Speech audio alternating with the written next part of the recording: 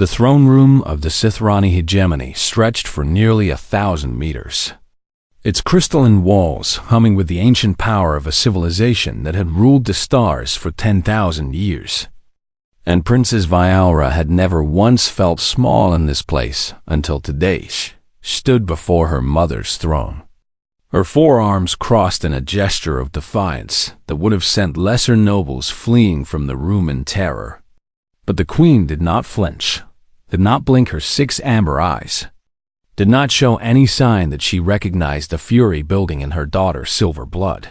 "You cannot be serious," Vyaura said, her voice echoing off the crystal pillars that lined the hall like frozen lightning. "I am always serious."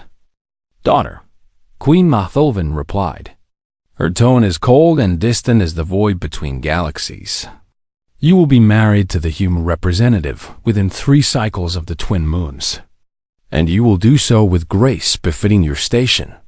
Vyaura felt her bioluminescent markings flare bright purple with indignation, a display of emotion that her tutors had spent centuries trying to train out of her. But she did not care about propriety in this moment. She cared only about the impossible words that had just left her mother's mouth.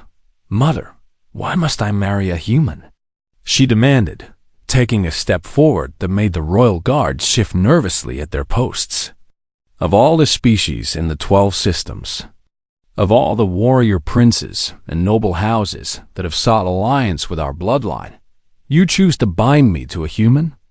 She spoke the word like a curse, like something foul she needed to spit from her mouth before it poisoned. The Sithrani were the oldest civilization in the known galaxy, their empire spanning 300 star systems and countless worlds. Their technology so advanced that younger species often mistook it for magic. And their lifespans stretched across millennia like rivers flowing endlessly toward an ocean that never arrived humans, where none of these things Vielor had studied them. Of course, as she had studied all the species that her mother's diplomats deemed worthy of attention, and she had found them utterly unremarkable in every way that mattered. They lived for less than a century, their bodies fragile and soft, without the natural armor that protected the Kethvari or the regenerative abilities of the Mendoxi, without psychic powers or venomous glands or any of the 1,000 adaptations that evolution had granted to species who actually deserved to survive. They came from a single planet, a small blue world orbiting an average yellow star in an unremarkable corner of the galaxy. And they had only achieved faster-than-light travel 300 years ago, a mere eye blink in the vast history of the cosmos. "They are beneath us," Vyaura continued, her voice rising with each word.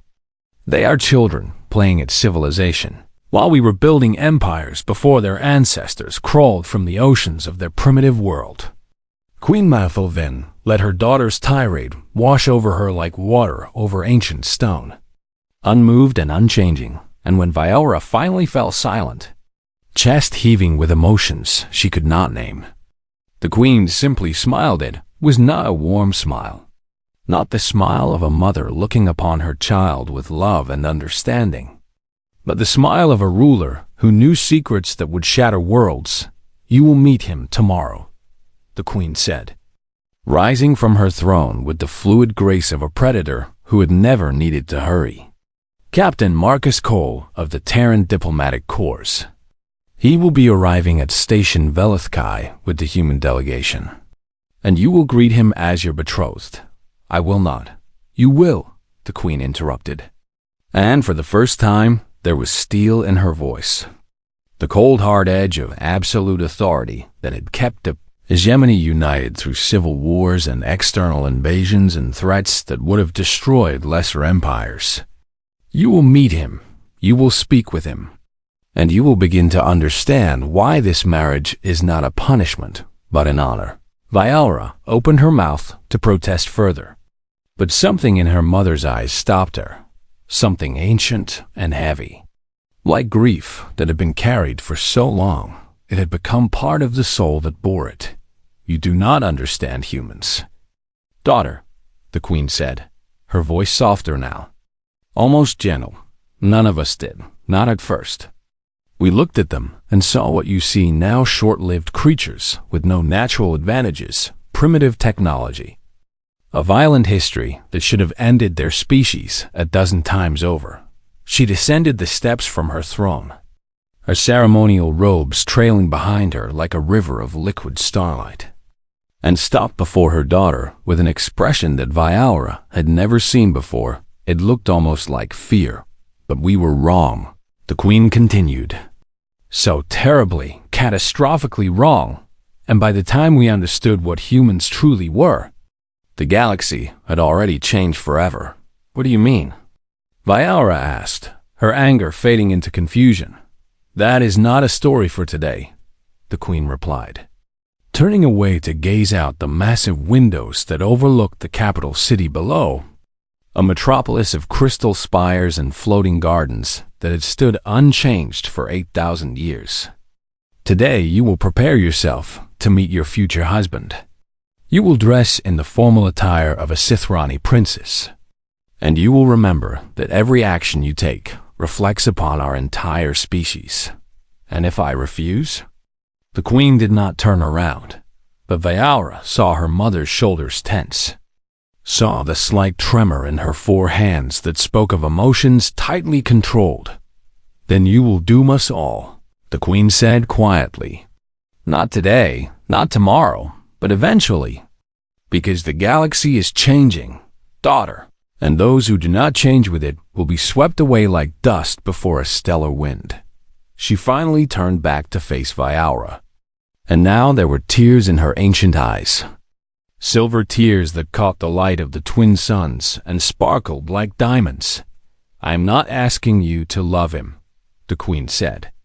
I am asking you to trust me, just this once. Trust that your mother would never ask this of you, unless the fate of everything we have built depended upon it. Vyaura wanted to argue, wanted to scream and rage and demand answers that made sense. But the tears on her mother's face stopped her cold in 300 years of life. She had never once seen the queen of the Sithrani hegemony cry. I will meet him, Vyaura finally said, the words tasting like ash in her mouth. But I make no promises beyond that. The queen nodded slowly, wiping the tears from her face with a gesture that seemed almost human in its vulnerability. That is all I ask, she said. For now, that is enough. Vyaura turned and walked from the throne room without another word, her mind spinning with questions that had no answers.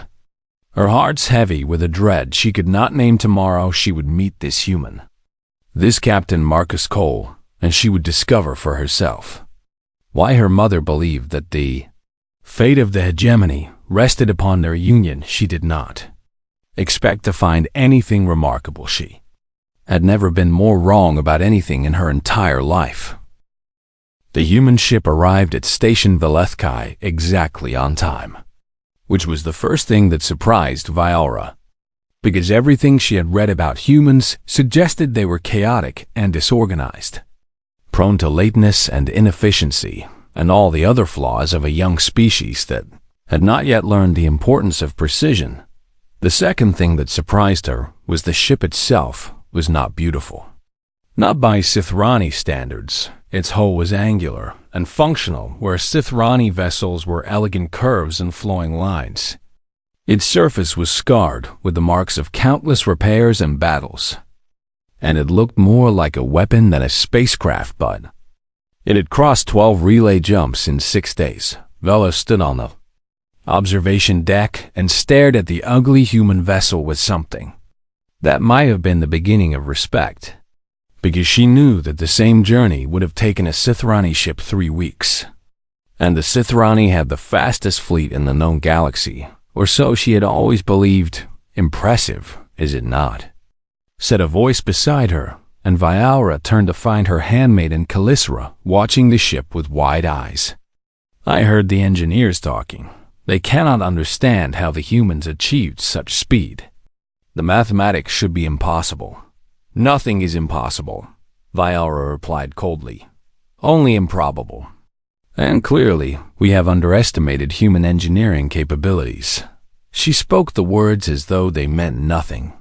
But inside she felt a small crack forming in the wall of contempt she had built around her expectations of this meeting. The human delegation descended from their ship an hour later, and Vyaura watched from her position at the head of the Sithrani welcoming party, her ceremonial armor gleaming in the station's artificial light. Her expression carefully blank. There were 12 humans in total, diplomats and guards and technical specialists, and they all looked remarkably similar to Vyaura's eyes, soft and small and fragile, with their strange flat faces and their mere 2 arms and their skin in various shades of brown and pink. And then she saw him. Captain Marcus Cole walked at the front of the delegation, and he was perhaps the most ordinary human she had ever seen. Average height by their standards, brown hair cut short in a military style, brown eyes that crinkled at the corners when he smiled, which he did often. He was not handsome by any species standards, not powerful or intimidating or impressive in any way that Vyaura could identify. And yet something about him made her pause, made her look twice, made her wonder what she was missing. "Princess Vyaura," he said, stopping before her and offering a bow that was clumsy but clearly sincere. "It is an honor to meet you. I have studied your culture extensively, and I hope we can begin to know each other as people, not just political symbols." His voice was warm and his smile was genuine, and Vyaura hated how disarming she found it. "Captain Cole," she replied, her tone as cold as the void between stars. "I trust your journey was not too taxing. I understand human vessels are not known for their comfort." It was an insult, subtle but unmistakable, and any Sithrani noble would have responded with either a challenge or an equally cutting remark. But Marcus simply laughed, a genuine sound of amusement that echoed through the docking bay. "You're absolutely right," he said, still grinning. "Our ships are terrible, cramped and noisy, and the food is awful, but they get us where we need to go. And sometimes that's enough."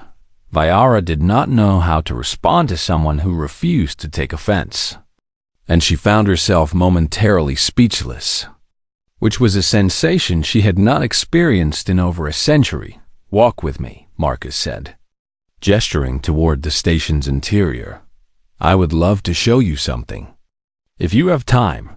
Every instinct told her to refuse, to maintain her distance and her dignity, but curiosity won over caution, and she found herself nodding and falling into step beside him as they made their way through the station's corridors. He led her to the human vessel's medical bay, a small cramped room filled with equipment that looked primitive compared to Sithrani technology.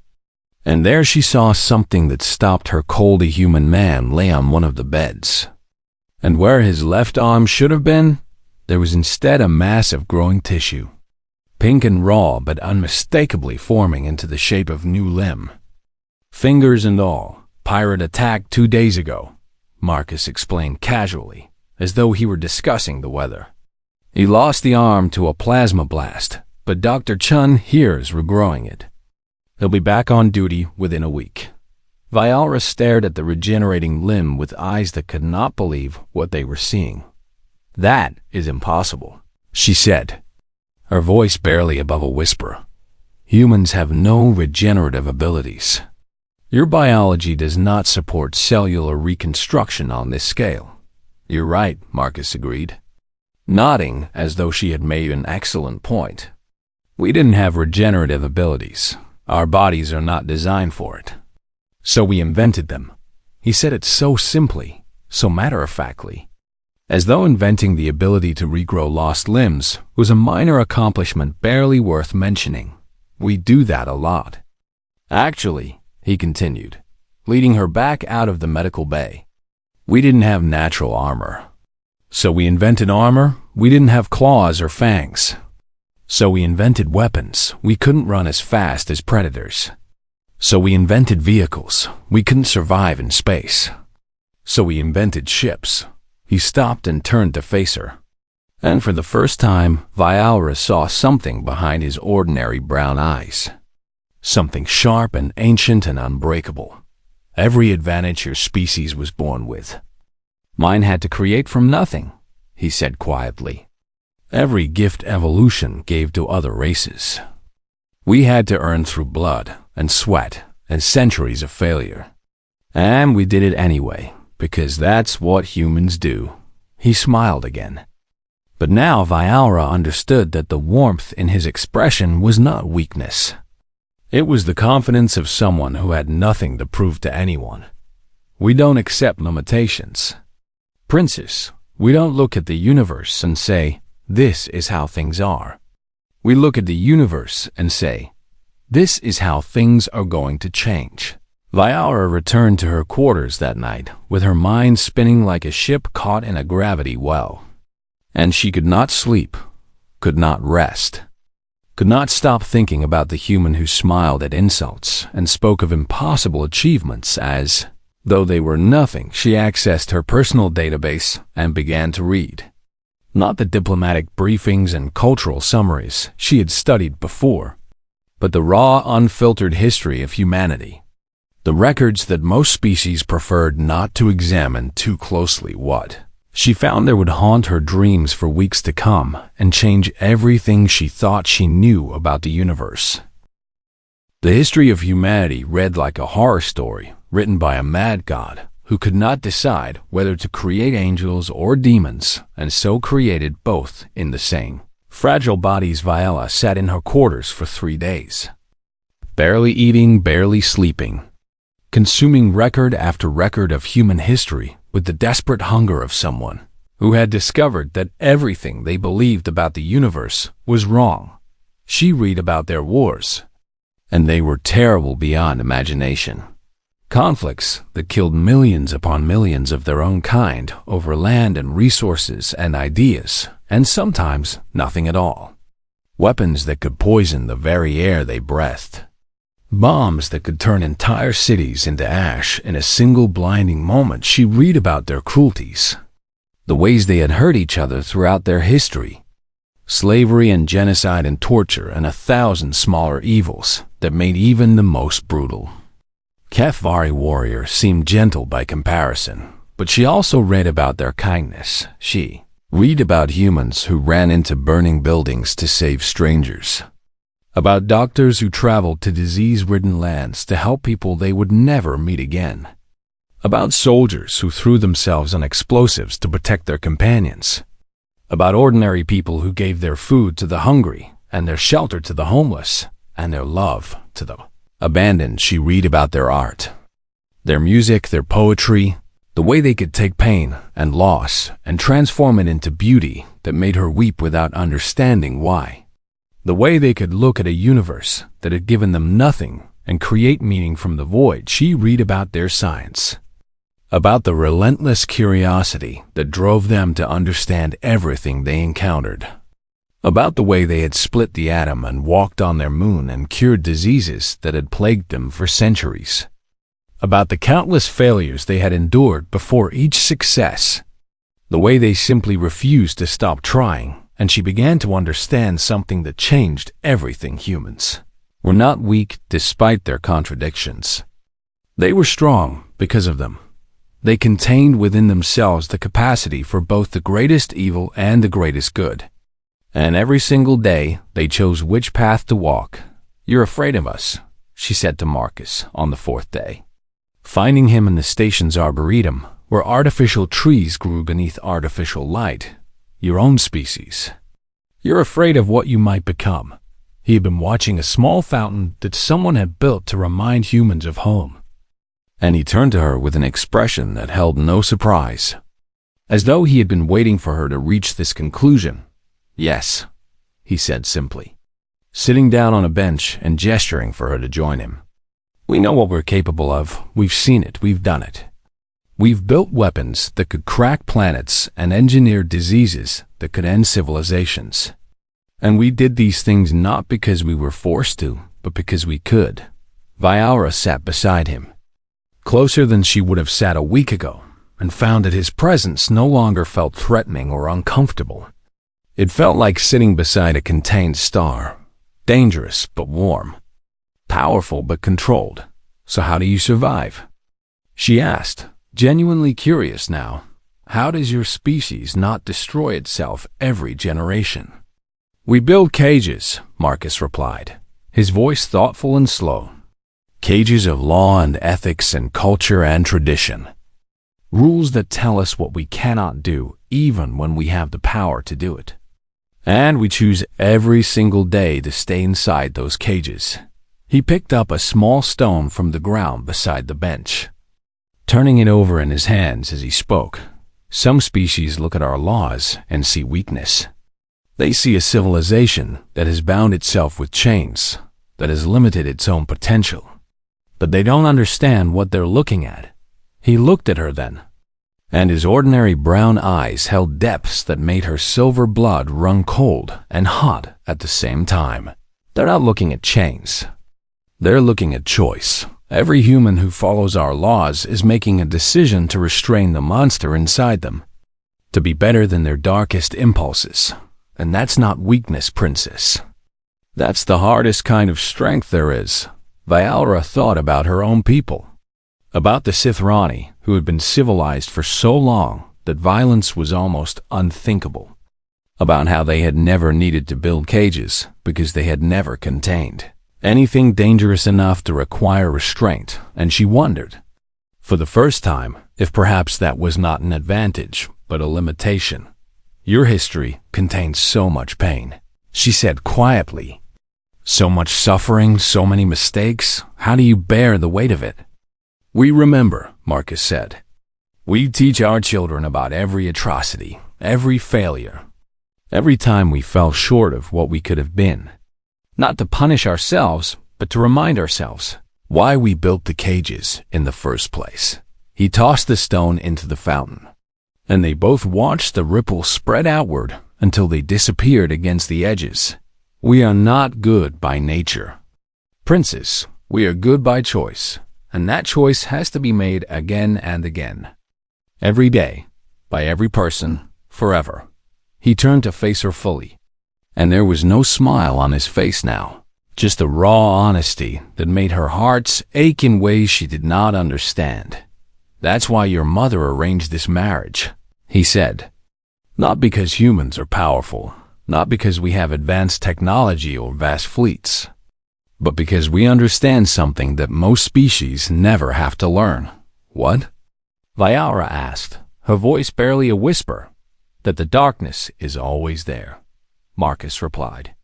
Inside all of us, waiting. And the only thing that keeps it contained is the daily, conscious, exhausting choice to be better than our worst instincts. He reached out and took her hand, his warm human fingers wrapping around her cool Sithrani ones. And she did not pull away. The galaxy is changing, he said. New threats are emerging. Old alliances are crumbling. And sooner or later, every species is going to face a choice between what is easy and what is right. He squeezed her hand gently, and something in her chest shifted. Something that felt like the beginning of understanding. Your mother wants you to marry me because she knows that when that day comes, humans will make the hard choice. We always have, we always will. And she wants the Sithrani standing beside us when we do. Viola sat with him in silence for a long time, watching the fountain and thinking about cages and choices and the strange, fragile creatures who had somehow become the most important species in the galaxy, and for the first time since her mother had announced the betrothal. She did not feel angry or trapped or humiliated. She felt something that might have been the beginning of hope.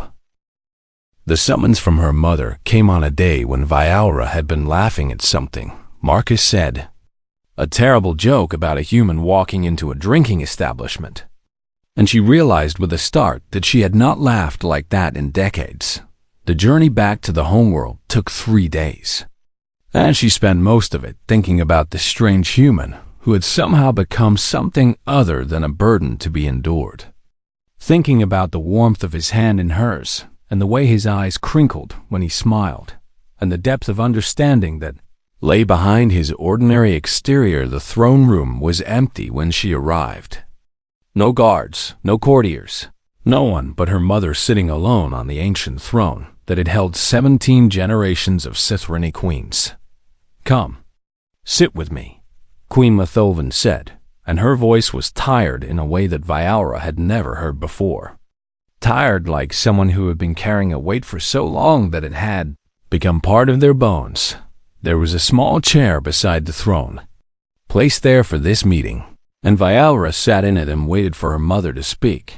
"You asked me why you must marry a human," the queen said slowly. "And I told you that you would understand when you met him, but that was not the whole truth. That was not even the beginning of the truth." She turned to look at her daughter, and in her ancient eyes, Vyaura saw something that looked like ghosts, like memories of horrors that could never be forgotten, no matter how many centuries passed. 50 years ago, you were still a child, too young to be told about the darkness that nearly consumed us all. Too young to understand how close we came to extinction. What happened? Vyaura asked, and her voice came out smaller than she intended. "The Void Collective happened," the queen replied. And the name fell from her lips like a curse, like a wound that had never fully healed. Machine intelligences from beyond the galactic rim. Harvesters who came to strip our worlds of resources and our people of life. Who saw organic civilizations as nothing more than raw materials to be processed and consumed. She stood and walked to the great windows, looking out at the city that had stood for 8,000 years. And when she spoke again, her voice was barely above a whisper. Our fleet was the greatest in the galaxy. 12,000 ships crewed by the finest warriors our species had ever produced. And the Void Collective destroyed them in 18 hours. Vyaura felt her blood turn to ice. Felt her heart stop beating for a moment that seemed to stretch into eternity. 18 hours, the queen repeated. That was all it took to reduce 10,000 years of military tradition to scattered debris floating in the void. We had no defense against them, no weapon that could penetrate their shields, no strategy that could counter their endless numbers. She turned back to face her daughter, and now tears were streaming down her face. The same silver tears that Vyaura had seen in the throne room weeks ago. "I prepared the ritual of species death," the queen said.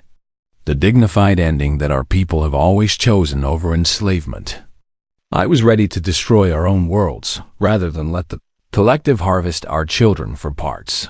Her hands were shaking now, all four of them trembling with the memory of that terrible time. And then the humans came. She laughed. A broken sound that was half sob and half wonder. They came in ships that should have fallen apart from the stress of faster-than-light travel, held together with improvised welding and what they called prayers, which is apparently a human concept, involving asking the universe for help without any expectation of receiving it. She sat back down heavily, as though the weight of memory was too much to bear standing. They came with weapons that broke every convention of civilized warfare. Nuclear missiles and kinetic impactors and electromagnetic pulses. They came with biological agents that they somehow inserted into the collective's computer systems. Viruses that rewrote machine code into meaningless garbage. Her voice grew stronger now, filled with an emotion that Vyaura could not quite identify.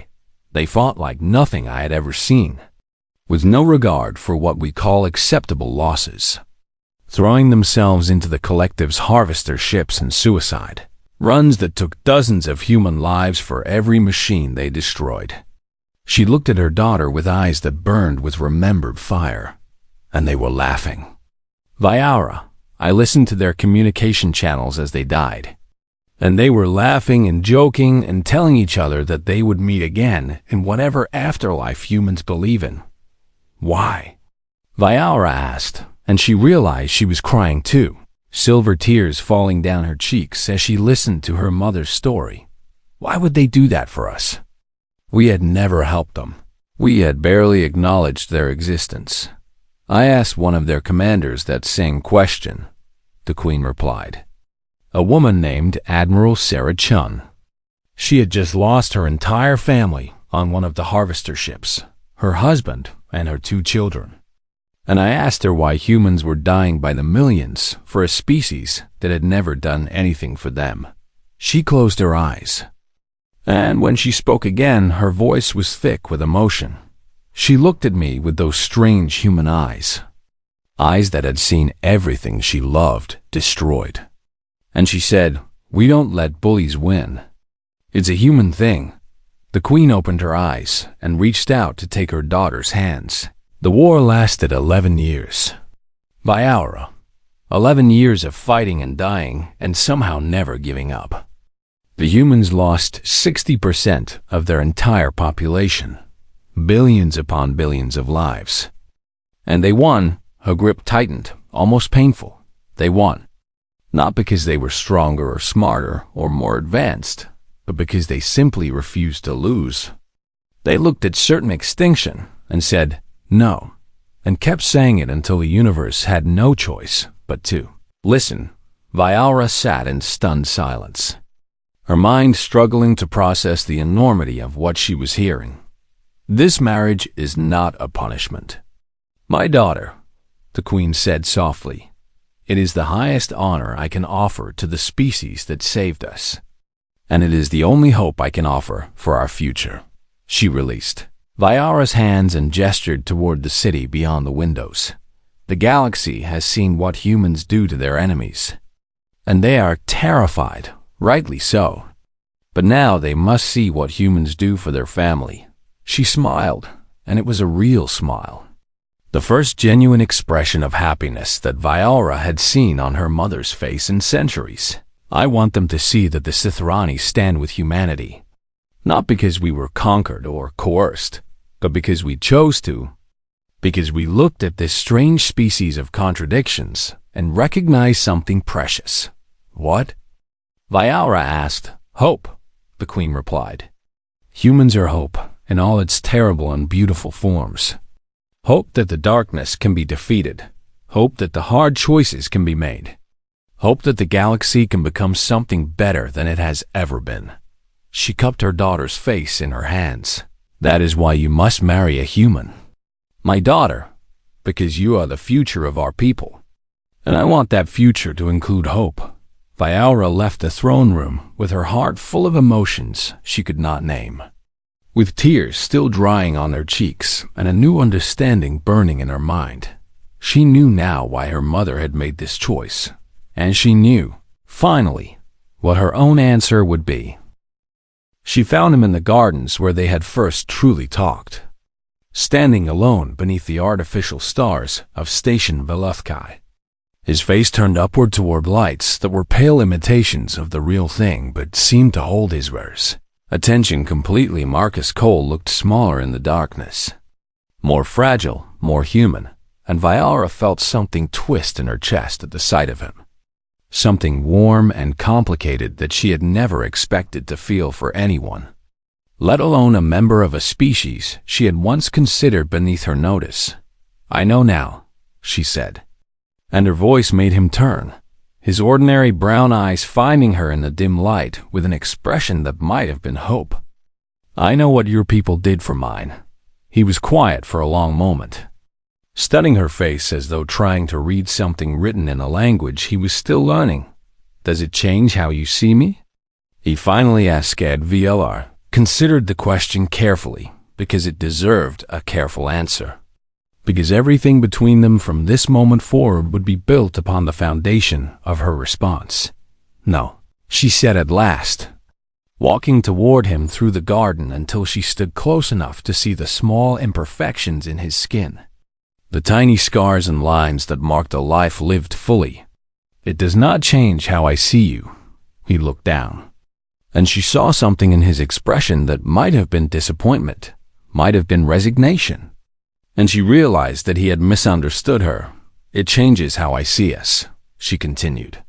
And his head snapped back up, his eyes meeting hers with sudden intensity. I do not pity you for what your people sacrificed, Marcus Cole. I do not feel obligation or guilt, or any of the smaller emotions that you might expect.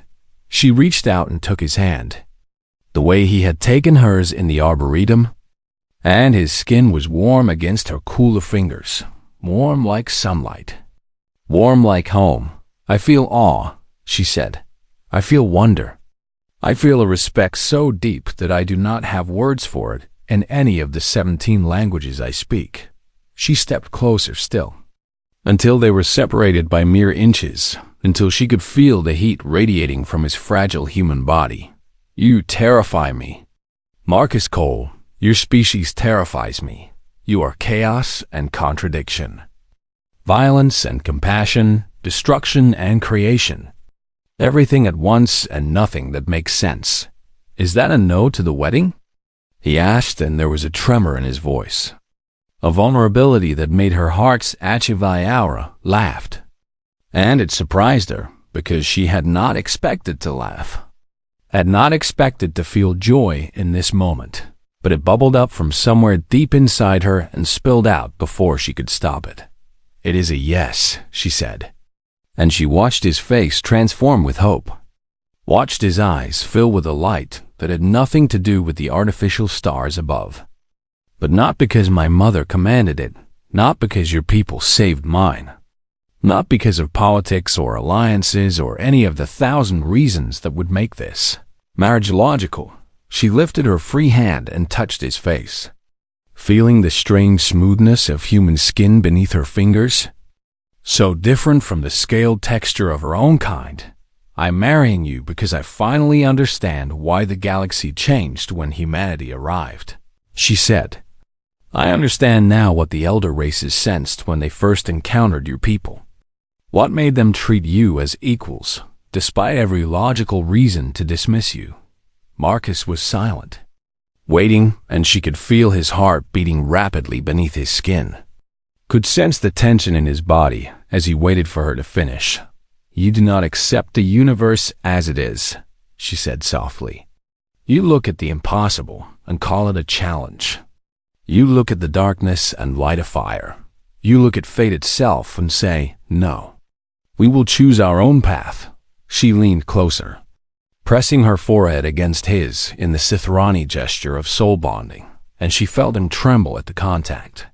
Felt the profound significance of the gesture register in his understanding. You argue with reality, she whispered. You fight against the very laws that govern existence. And sometimes, impossibly, miraculously, you win. She pulled back just enough to look into his eyes. Those ordinary brown eyes that held depths she was only beginning to understand. I want to see what we can remake together, she said. I want to stand beside you and argue with the universe.